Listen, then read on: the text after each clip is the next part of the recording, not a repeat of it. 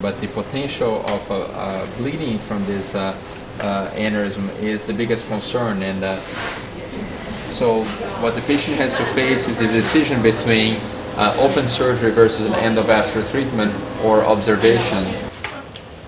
Now you will see this patient decided to go through an endovascular treatment, which it's a bit complex when you have an aneurysm such as this one that has a wide neck.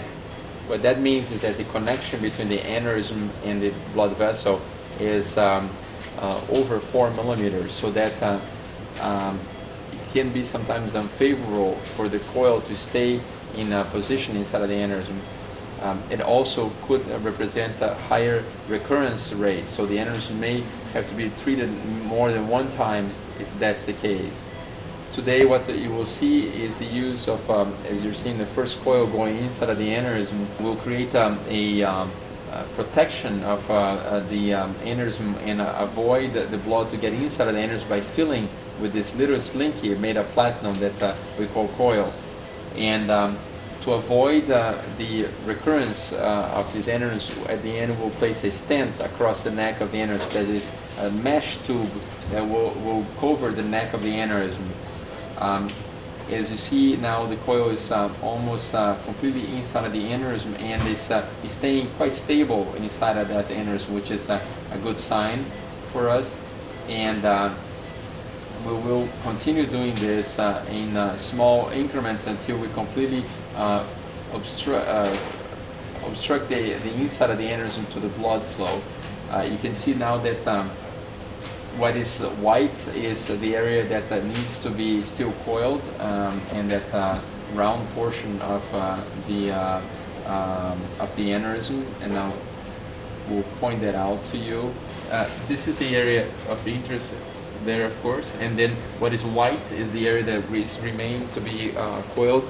On the top screen will be the dark ball, is where the coils have been just placed now. Now you see a movie of the blood flow into the brain, demonstrating that the coil is in good position. So we're going to actually detach this coil now, so that we can proceed with placement of further or proceed with more coils and further occlusion of the aneurysm. I think that's good. And gently, Dr. Grobelny is placing the coil inside of the aneurysm, and you see how it forms a basket-like structure.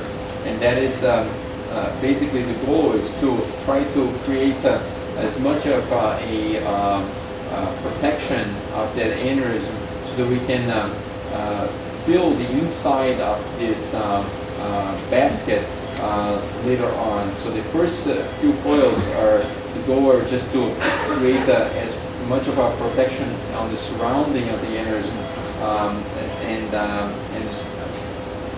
provide a safe basket so that the coils that go inside, the smaller size, will be trapped in there.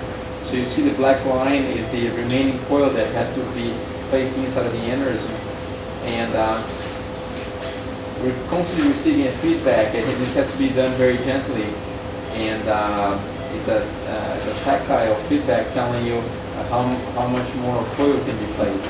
We're almost done with this coil, and it's doing a very good job in sealing that aneurysm now. Initially for doença atherosclerotica, which is like the blockage of blood vessel, and when you use a stent for the treatment of an aneurysm, it's as Dr. Grobelny mentioned, it has actually three purposes. One is to alter the flow, so we call hemodynamic. The other one is to allow the cells from the blood vessel to grow on that stent as a grapevine would grow in a fence, for example, as a scaffold. And that's the second purpose. The third purpose is to serve as basically a barrier for the coils not to leave the aneurysm. So these are the three applications or the three advantages of having a stent. We believe that this will translate in a safer procedure, and also perhaps also decrease the amount of retreatments or recurrence in aneurysms that have a wide neck or large aneurysms. We started which is the top.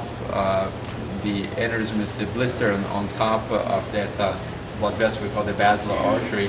And now, if you'd like to see how it looks now, this is the other view showing that the part that has the coils, the blood cannot get in, or the dark dye cannot fill that space anymore. That means the aneurysm has been effectively obliterated.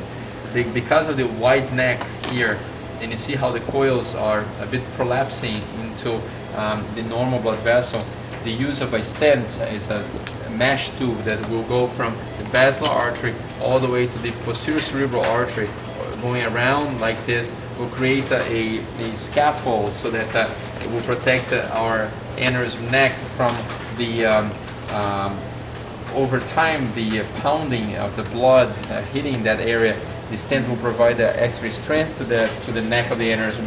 Will also allow the coils to be away from the normal blood vessel, and will alter the flow, will redirect the flow so that the flow is not hitting straight this way, but is going now around as it's supposed to be, around that bifurcation.